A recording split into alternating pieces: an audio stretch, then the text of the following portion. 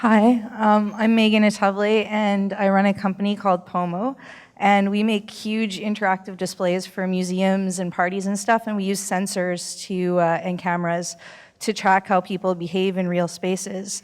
When I explain what I do to people, Minority Report comes up all the time.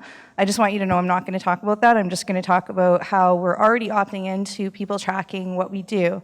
So this is Joe, and he has a Facebook account and club cards, and he has a Google account, and people are kind of keeping track of things like he likes kitties, he buys a lot of canned chili, he has started looking for home renovation solutions online.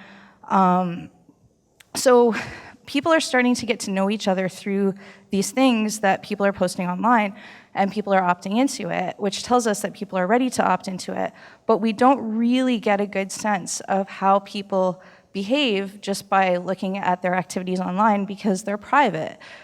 People don't like sharing everything. So some of the things that we track when we're tracking behavior in real spaces is we try to figure out what motivates people and what they're going to do next and why they did what they did.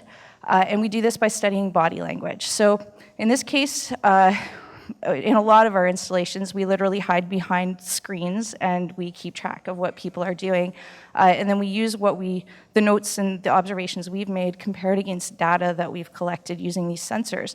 And it gives us a bit of a baseline so we can start identifying how people's body language changes depending on their mood.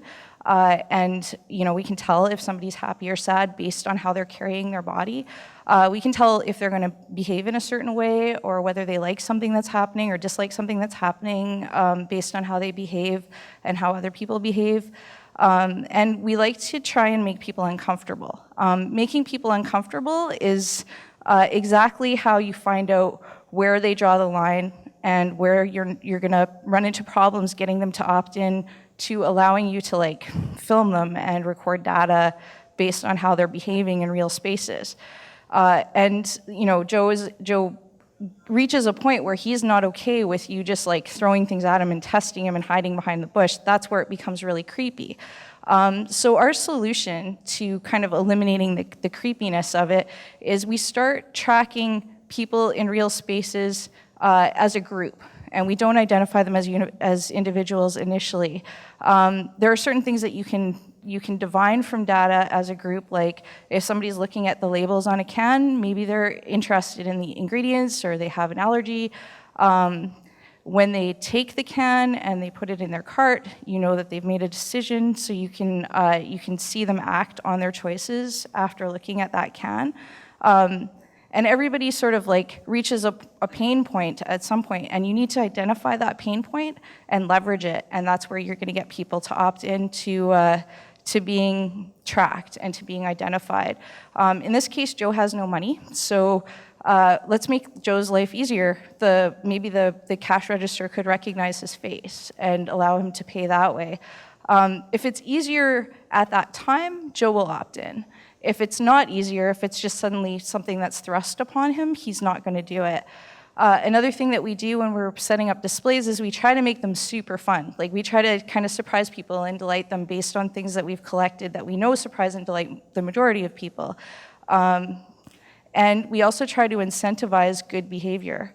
And one of the reasons that getting people to opt into allowing us to track human behavior is that we can help identify their goals so that we can build systems that encourage them.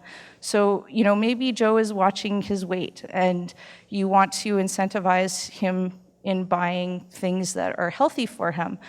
Maybe Joe's eating a lot of canned chili because he's lonely and single and he is shy and he just really needs that extra help. And that's where a computer can become your friend as long as it can get to know you.